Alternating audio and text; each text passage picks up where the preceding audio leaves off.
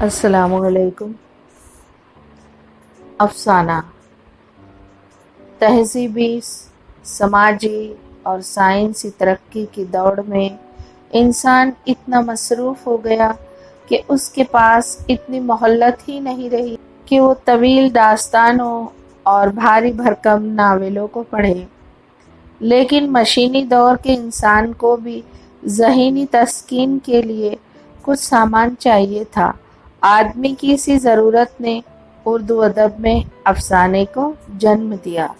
افسانے کی تعریف کرتے ہوئے کسی نے کہا ہے کہ افسانہ اس مختصر کہانی کو کہتے ہیں جو ایک ہی نشست میں پڑھی جا سکے اور جس میں ایک خاص واقعہ، مخصوص کردار، ایک تجربے یا ایک احساس کی فنکارانہ پیشکش ہوتی ہے۔ اردو کے ابتدائی دور کے افسانوں پر انگریزی افسانے کی گہری چھاپ صاف طور پر محسوس کی جا سکتی ہے۔ اردو افسانہ نگاری کا باضابطہ آغاز پریم چند سے تسلیم کیا جاتا ہے۔ پریم چند سے پہلے بھی کچھ کہانیاں لکھی گئی لیکن انہیں فنی حیثیت حاصل نہ ہو سکی۔ ہاں، انہیں افسانے کا نقش اولین کہا جا سکتا ہے۔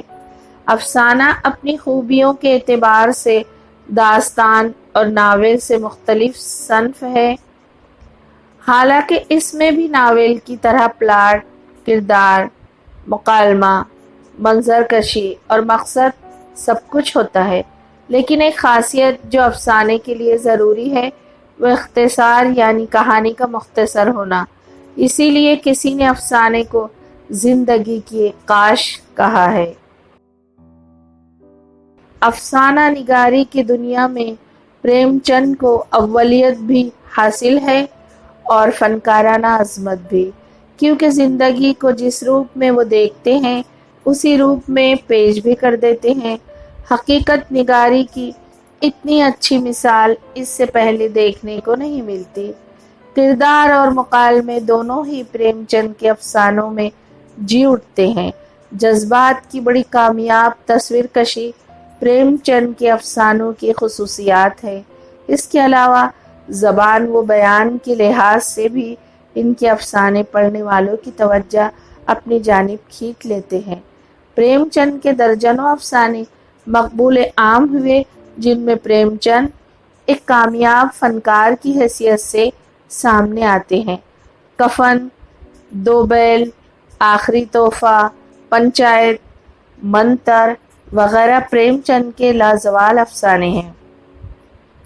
پریم چند کی تحریر سے متاثر ہو کر لکھنے والوں کی اچھی خاصی تعداد اردو افسانے کی دنیا میں دکھائی دیتی ہے، جن میں سدرشن، سجاد، حیدر، سلطان حیدر، جوش، علی عباس حسینی، اختر حسین رائے پوری، کرشن چندر، سعادت حسن منٹو، عصمت چغتائی، راجندر سنگھ بیدی وغیرہ کے نام بے حد مشہور ہوئے۔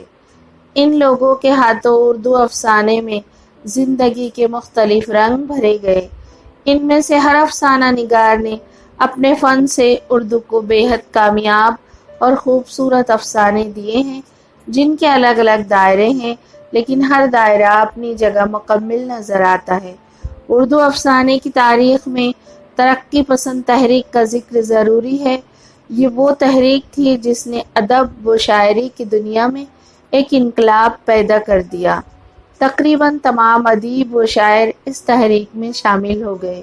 ترقی پسند تحریک 1935 کے آس پاس شروع ہوئی۔ یہ دراصل اس عہد کی سماجی، سیاسی اور معاشی بے چینیوں کی دین تھی۔ اس تحریک نے ادب و شاعری میں مقصد کا ہونا ضروری بتایا۔ اس تحریک سے افسانہ نگار بھی متاثر ہوئے اور ناول نگار اور شاعر بھی۔ اسی تحریک کا نعرہ تھا کہ ادب کی تخلیق روٹی کپڑے کے حصول کے لیے ہونی چاہیے، ورنہ وہ ادب لا حاصل ہے۔ 1936 میں اس تحریک کی پہلی کانفرنس پریم چند کی صدارت میں لکھنؤ میں ہوئی تھی، لیکن چند برسوں بعد ہی لوگ مقصد کی رٹ لگاتے لگاتے تھک گئے اور ادب میں اس تحریک کا زور بالکل ہی ختم ہو گیا۔ حالانکہ یہ حقیقت ہے کہ اس تحریک نے اردو افسانوں کی دنیا میں کچھ انمول رتنوں کا اضافہ کیا ہے۔